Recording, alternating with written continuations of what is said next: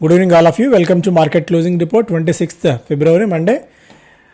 ఇవాళ 90 పాయింట్స్ నష్టంతో 22,122 పాయింట్స్ దగ్గర నిఫ్టీ క్లోజ్ అయింది. ఒక వొలటైల్ సెషన్ ఇవాళ మనం చూసాం. సెన్సెక్స్ కూడా 567 పాయింట్స్ డౌన్తో 72,790 పాయింట్స్ దగ్గర క్లోజ్ కావడం ఇవాళ అబ్జర్వ్ చేయవచ్చు.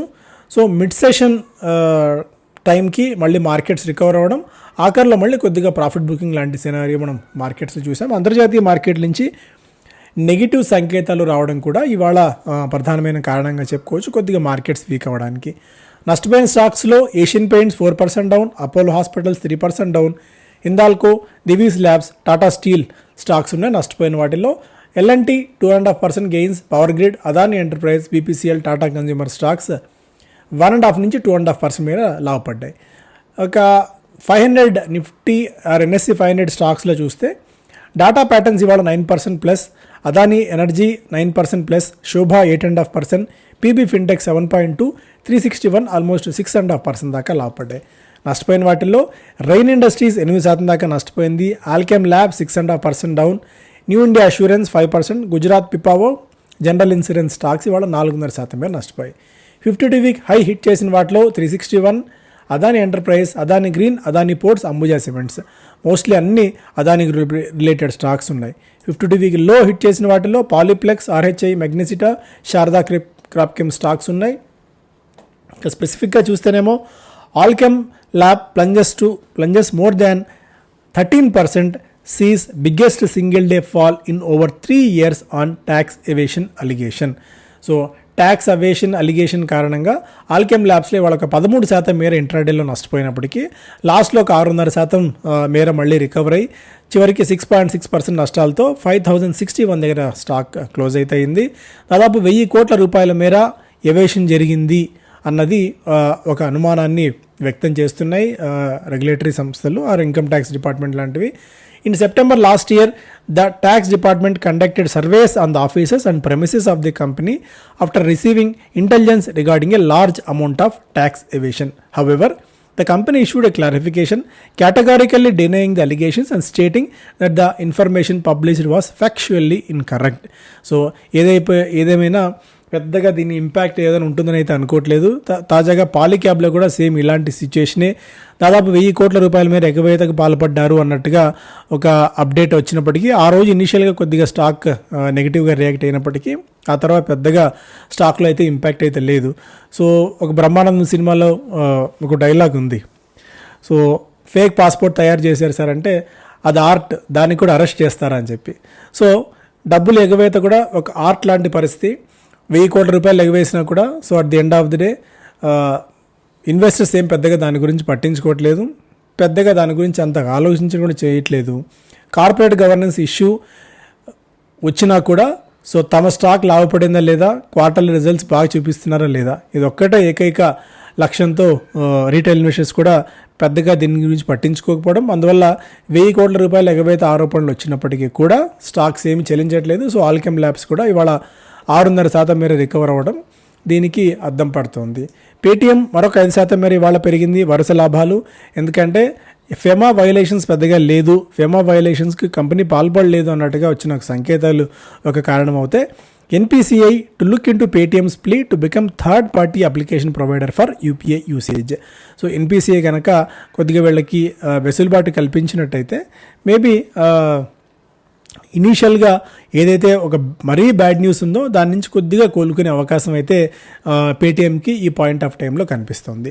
ఏషియన్ పెయింట్స్ స్టాక్ ఇవాళ 5% మేర ఇంట్రాడేలో నష్టపోయినప్పటికీ చివరికి ఒక 4% మేర నష్టాలతో ముగిసింది.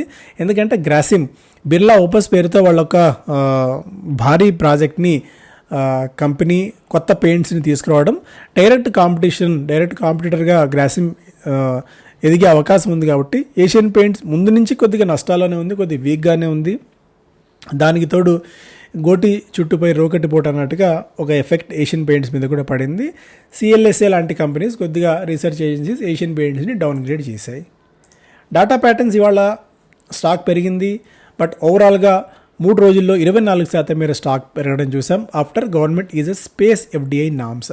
సో స్పేస్లో ఎఫ్డిఐ నామ్స్ని కొద్దిగా వెసులుబాటు కల్పించడము, కొద్దిగా ఆంక్షలు సడలించిన తరుణంలో కేంద్ర ప్రభుత్వం ఈ స్టాక్లో ఒక జంప్ అయితే చూసాం. By allowing 100% overseas investment in making components for satellites as part of efforts to attract overseas players and private companies in to the segment. So ఈ సెగ్మెంట్లోకి మరింతగా ప్రైవేట్ ప్లేయర్స్ని తీసుకురావాలి అన్న ఒక ప్రభుత్వ ఉద్దేశం నేపథ్యంలో ఈ స్టాక్ డాటా ప్యాటర్న్స్ స్టాక్లో ఒక జంప్ అయితే చూసాం. The satellite sub sector has been divided into 3 different activities with defined limits for foreign investments in each such sector.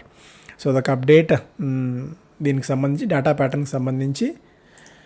Tata group eyeing $1 to $2 billion of IPO of electric vehicle arm in 12 to 18 months. రాబోయే 12 నుంచి 18 నెలల కాలంలో, అంటే ఏడాది నుంచి ఏడాదిన్నర కాలంలో Tata Motors కాకుండా టాటా మోటార్స్ సబ్సిడరీ కంపెనీగా టాటా ప్యాసింజర్ ఎలక్ట్రిక్ మొబిలిటీ పేరుతో ఐపీఓలోకి రావాలి అన్న ఆలోచనలో ఉన్నారు అన్నట్టుగా ఒక వార్త ఇక్కడ చూడవచ్చు. అయితే దీని తర్వాత పరిణామాలు ఎలా ఉంటాయి అంటే టాటా మోటార్స్ ఎగ్జిస్టింగ్ షేర్ హోల్డర్స్కి ఏదైనా ఇస్తారా లేదా, ఇవన్నీ కూడా మనకు త్వరలో తెలుస్తాయి. బట్ అలాంటి ఆలోచనలో టాటా మోటార్స్ యాజమాన్యం ఉంది, టాటా గ్రూప్ ఉందినట్టుగా ఒక వార్తలు చూడవచ్చు.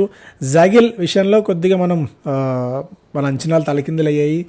జాగిల్ యాక్చువల్గా కొద్దిగా ఇన్నోవేటివ్ బిజినెస్ మోడల్లో ఉన్నప్పటికీ బట్ ప్రైజింగ్ పాయింట్ ఆఫ్ వ్యూలో మనకి అప్పట్లో ఫుల్లీ ప్రైజ్డ్ రావడము మేబీ అంత లుక్రేటివ్గా లేదని అనుకోవడం జరిగింది. అయితే అందుకు భిన్నంగా మంచి ఆర్డర్ ఫ్లో రావడం, సో అన్ని స్టాక్స్తో పాటే జాగిల్ కూడా విపరీతంగా పెరుగుతోంది. జాగిల్ prepaid more than doubles over issue ప్రైస్కి రెట్టింపు అవడం కూడా చూసాం. ఇవాళ కూడా స్టాక్లో ఒక మంచి జంప్ అయితే కనిపించింది, ఒక 16-17% మేర.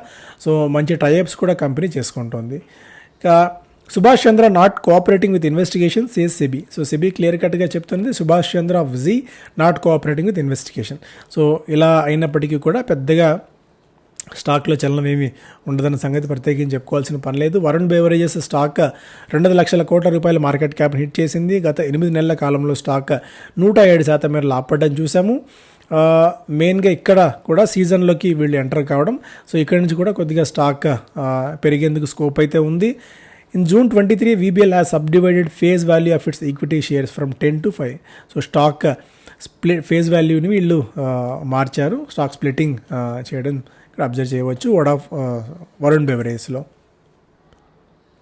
Paint shares lose sheen post Birla Opus launch Asian Paints 10 monthsలో. ఇంతకుముందు కూడా మనం మాట్లాడుకున్నట్టు ఏషియన్ పెయింట్స్ దాదాపు 10 నెలల కనిష్ట స్థాయికి చేరింది. బెర్జర్ పెయింట్స్, ఇండిగో, కాన్సర్నర్ ల్యాక్, షాలిమార్, సిర్కా ఇవన్నీ కూడా 1 నుంచి 3% మేర నష్టపోయాయి. SpiceJet rallies over 4% as it settles dispute with Celestial Aviation. So Celestial Aviation దాదాపు $30 మిలియన్ ఒక ఇష్యూ వెళ్తూ నడుస్తోంది. అన్పేడ్ డ్యూస్ ఉన్నాయి. Is expected withdraw is insolvency plea against the carrier. So వీళ్ళు ఒక ఒప్పందాన్ని కుదుర్చుకున్నారు.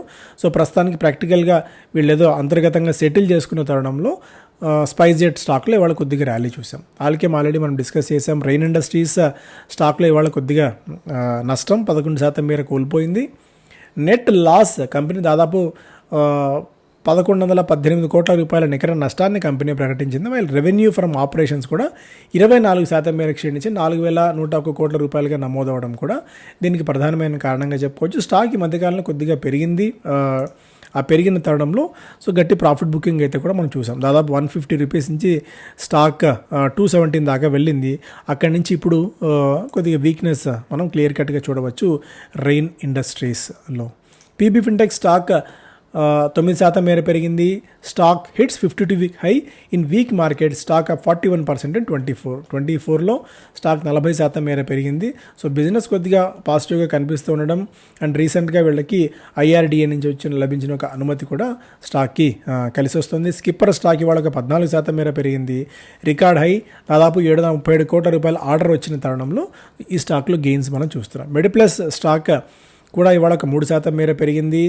ఒక స్టోర్ సస్పెన్షన్ ఆర్డర్ వచ్చినప్పటికీ డయాగ్నోస్టిక్ బిజినెస్ని ఆ సేవలని ప్రస్తుతానికి హైదరాబాద్కి మాత్రమే పరిమితం చేసి ఒక క్లియర్ కట్ క్లారిటీ వచ్చిన తర్వాత విస్తరణ కోసం చేస్తామని చెప్పినప్పటికీ కూడా పెద్దగా ఇంపాక్ట్ అయితే స్టాక్ మీద లేదు. Tourism finance corporation all time hit చేసింది. బోర్డు 200 కోట్ల రూపాయల మేర ప్రిఫరెన్షియల్ అలాట్మెంట్ ద్వారా ప్రిఫరెన్షియల్ అలాట్మెంట్ చేసి 200 crores సమీకరించాలని చెప్పి నిర్ణయం తీసుకున్న తరుణంలో స్టాక్లో ఇవాళ జంప్ చూసాం. బట్ ఓవరాల్గా స్టాక్ అయితే చివరికి ఫ్లాట్గా క్లోజ్ అయింది. సో ఇవి major updates. Thank you so much.